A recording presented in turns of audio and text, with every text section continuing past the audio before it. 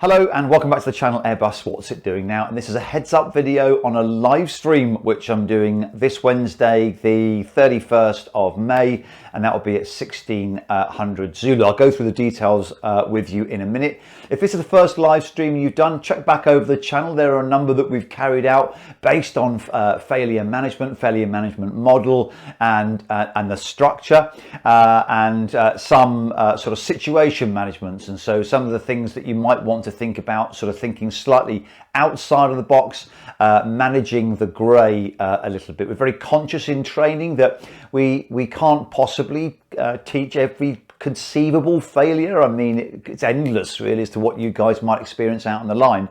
But if we look at the competencies that make a successful outcome, then we can better train those and prepare you guys for whatever you might see. So what we're going to have a look at on Wednesday is an example of something which I've experienced, or something which I've read, or maybe a bit of a combination of the two, but have real gravity and sort of some of the things that you might face out there on the line.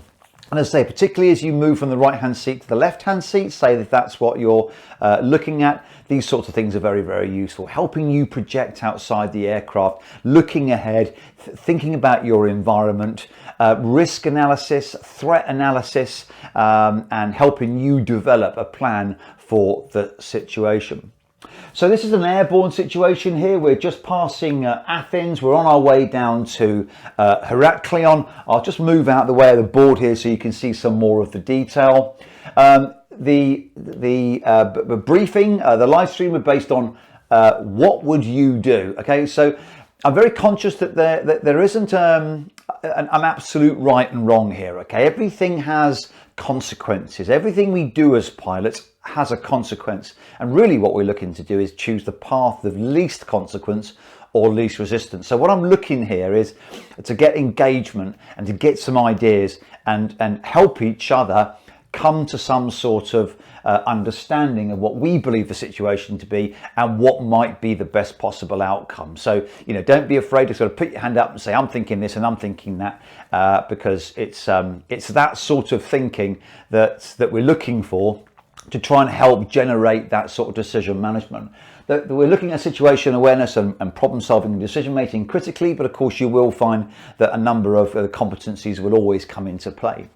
So like I say, we're coming past Athens. We're on our route to Heraklion. We've got Mykonos just up here. It's not to scale, okay, but just to give you an orientation, you might want to use your own company manual suite or flight planning software to give you an idea of this sort of part of the world. It's very familiar to us in the summertime, and this might be outside of your arena of operation. Well, if you can have access to this, then great. But to be honest with you, it doesn't matter where it is in the world, because the environment is what we're going to be looking at. Mykonos just up here. We've got Santorini down here. I will tell you, Mykonos and Santorini are both narrow runways, and in our company we have crosswind limitations and handling limitations with both of those airports because they are narrow, and crosswind limitations that may or may not apply to your operations. But we are going to consider crosswind limitations both of these airports being 20 knots. So consider that as part of your planning. After Santorini then we've got Heraklion and we've got Hania. Hania being the primary alternate, or the commercial one alternate for Heraklion, in this case given it's on the island. So as we look over the fuel here, you've got Hania, which will require a CNR of 2.1. Santorini will require a CNR of 2.4, and Athens will require a CNR of 3 tons. CNR company non-reserve, your company might use something different. So have a little think about the plan here. We've got the weather at Athens, which is indicating 250 at 12. We've got Mykonos 250 at 15. We've got Santorini 21020 gusting 30 with tempo CBs. Heraklion 220 at 25 gusting 30, tempo CBs. And we've got Hania here 230 at 20, Cavo K no significant weather and no significant change. So hopefully that builds you up a picture. The fuel decision is yours. So when we meet on Wednesday, if you could let me know what of these airports you would prefer to choose given the weather that you have, and then we'll make a decision as a group, and then we'll start building the situation from there. So Athens, Cav OK, 250 at 12, Mykonos 250 15, Cav OK, Santorini 210 20, gusting 30, tempo CBs, Heraklion 220 25, gusting 30, tempo CBs, Hania 230 20, Cav OK, no significant weather, no significant change, and I don't know if I just said Athens 250 at 12, Cav OK. Consider that the cloud base and visibility is not a problem for any of the airports, and we're approaching here at sunset, so it will be nighttime by the time we arrive.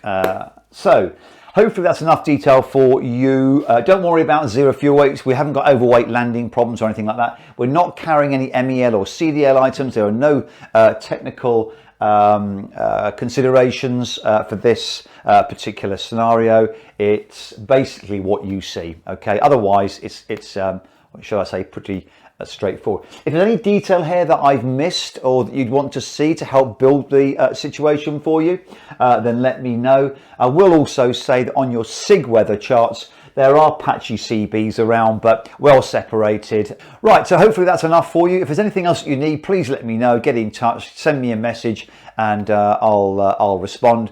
Otherwise, look forward to seeing you on Wednesday 31st at 1600 Zulu. Stay safe, and I'll see you then. Thanks very much.